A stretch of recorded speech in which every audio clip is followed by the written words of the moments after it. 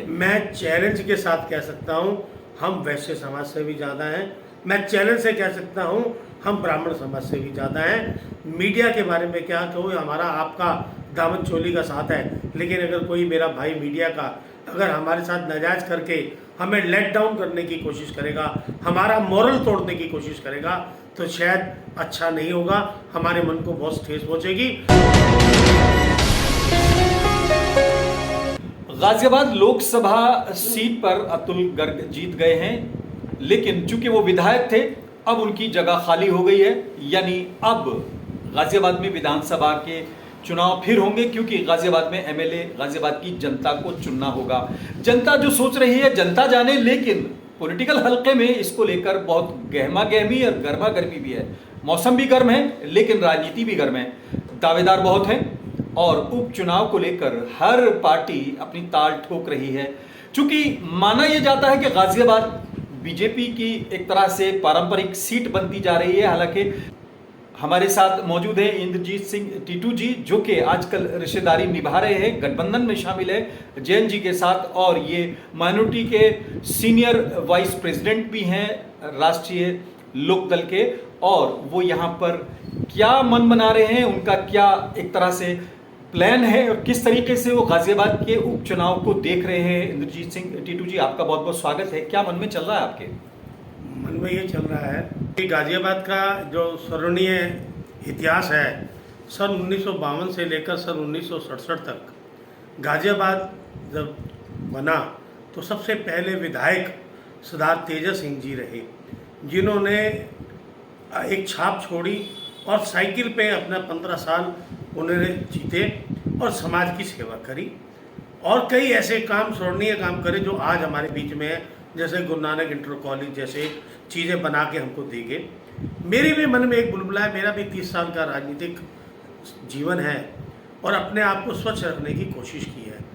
मैं अपने नेता, मैं अपने राष्ट्रीय अध्यक्ष माननीय मंत्री चौधरी जैन सिंह जी तक अपनी बात पहुंचाई और बहुत जल्द मैंने समय मांगा है और मैं उनको आज जहाँ के आंकड़े समझा के ये बताना चाह रहा हूँ कि आप अगर मेरे पे दाव खेलते हैं और बीजेपी से गाजियाबाद शहर की सीट मांगते हैं तो मैं उस परमात्मा के भरोसे आपको कह सकता हूँ कि ये सीट जीत के मैं आपकी झोली में डालूंगा। टीटू साहब, पॉलिटिकल लोग अपने आंकड़े नहीं बताते हैं, अपने राज नहीं बताते हैं, जो उनके एक बिजनेस जिसे कहना चाहिए पॉलिटिकल सीक्रेट्स होते हैं वो नहीं बताते हैं। आप जैन जी को जो बताएंगे, लेकिन थोड़ा जनता को भी बता दीजिए हमारे माध्यम से कि आपके आंकड़े क्या हैं। आंकड़े ये हैं कि गाजियाबाद में 40,000 से ऊपर पंजाबी रहता है और गाजियाबाद का कोई ऐसा एरिया, कोई ऐसा मोहल्ला नहीं है, चाहे पुराना शहर जो शहर विधानसभा में आता है, जहाँ पंजाबी समाज का वोटर ना हो। हर गली में, हर मोहल्ले में, हर कोने पे पंजाबी समाज बैठा है और हमारी पहचान सेवा भाव से, और हम सबको, क्योंकि हमारा किसी बिरादर से वैर नहीं है, हम हर एक के साथ सुख दुख में खड़े रहते हैं और यही मैंने करा है। मैं गुरुद्वारे में प्रधान हूँ, सिंह सभा में बाबा जी ने मुझे वह सेवा बख्शी हुई है। कोरोना का टाइम हो या और कोई समय हो, मैंने जो बाबा जी ने मुझे हिम्मत दी, मैंने हर समाज के साथ खड़े होने का काम करा है और मैं जहाँ भी जिस पार्टी में भी रहा निष्ठा से, ईमानदारी से काम करा है। मुझे भरोसा है कि जब मेरे को मौका मिलेगा तो ये शहर मेरे साथ मेरा सहयोग करेगा। बिल्कुल, आपने टीटू साहब पॉलिटिकल बातों से हट के, मैं तो खुद इस बात को सैल्यूट करता हूं कि जिस समाज से आप ताल्लुक़ रखते हैं उस समाज की पहचान सेवा भाव में और ख़ास तौर से उसके लंगर को लेकर तो पूरी दुनिया में धूम है। तो ये आपकी एक एक्स्ट्रा प्रिविलेज है, यानी एक आपकी एक्स्ट्रा क्वालिटी तो है ही। लेकिन सबसे बड़ी बात यह है कि चर्चा हो रही है कि जो आंकड़े हैं जिनको आप बता रहे हैं तो वो अदर को भी लेके चर्चा हो रही है। अभी आपने भी देखा होगा कुछ लोग दावेदारी सभी तरफ से हो रही है, लेकिन जातिगत आंकड़े तो अपने अलग अलग सबके हैं। क्या आप उन आंकड़ों को मानते हैं या अपना कोई आंकड़ा आपके पास है? क्योंकि समाज तो सब रहते हैं। सच को छुपाया नहीं जा सकता और कभी आंकड़े छिपाए नहीं जा सकते। कोई भी किसी भी रूप में कह दे। आप देखिए गाजियाबाद के, मैं मेन आपको जगह बताता हूँ। आप पंजाब लाइन से चालू हो जाइए, नसरतपुरा, मुकंद नगर, गोपाल नगर, तुम्हारा लाल क्वार्टर, पीले क्वार्टर और पंजाब लाइन और विजयनगर, प्रताप बिहार, ढूंढा हेड़ा, पुराना विजयनगर, नेहरू नगर, कोई ऐसा एरिया ही नहीं बचा। गांधीनगर, तुराब नगर, जहां मैं आपको बताऊं कि पंजाबी समाज नहीं रहता, और कई बार हमारे को सिख और पंजाबी को आपस में भाईचारे को बांटने का काम करा जाता है। ये कोई भी आदमी भ्रमित ना हो, सिख और पंजाबी को अलग नहीं माना जाए, हम एक हैं, एक ही कल्चर को मानते हैं और सब एक वाहिगुरु को मानते हैं। टीटू साहब, इंद्रजीत सिंह टीटू जी, आप जो कह रहे हैं ये आपके दावे हैं, लेकिन चर्चा 2-3 दिन से आप देख रहे होंगे जिस तरीके से हो रही है कि तादाद ब्राह्मण समाज की ज़्यादा है, वैश्य समाज की ज़्यादा है। हालांकि अगर आंकड़ों पे जाएं तो सबसे ज़्यादा और समाज भी हैं, दलित यहाँ पर भाई सबसे ज़्यादा अगर बात करें, और जो मुस्लिम समाज है उसको बात करें। लेकिन जो जातिगत आंकड़ा जिसे वोट बैंक के तौर पर अगर आप बात करें, हालांकि बीजेपी डिनाई करती है वोट बैंक की राजनीति को, लेकिन बीजेपी का जो कोर वोट है वो वैश्य समाज, ब्राह्मण समाज, और आप अपनी दावेदारी कर रहे हैं। तो वो जो आंकड़ा पेश किया जा रहा है उसको आप कैसे आप स्वीकार करते हैं या आप उसको अपने ढंग से पेश करते हैं? मैं चैलेंज के साथ कह सकता हूं हम वैश्य समाज से भी ज़्यादा हैं। मैं चैलेंज से कह सकता हूं हम ब्राह्मण समाज से भी ज़्यादा हैं। मीडिया के बारे में क्या कहूँ, हमारा आपका दामन चोली का साथ है, लेकिन अगर कोई मेरा भाई मीडिया का अगर हमारे साथ नाजायज करके हमें लेट डाउन करने की कोशिश करेगा, हमारा मोरल तोड़ने की कोशिश करेगा, तो शायद अच्छा नहीं होगा, हमारे मन को बहुत ठेस पहुंचेगी।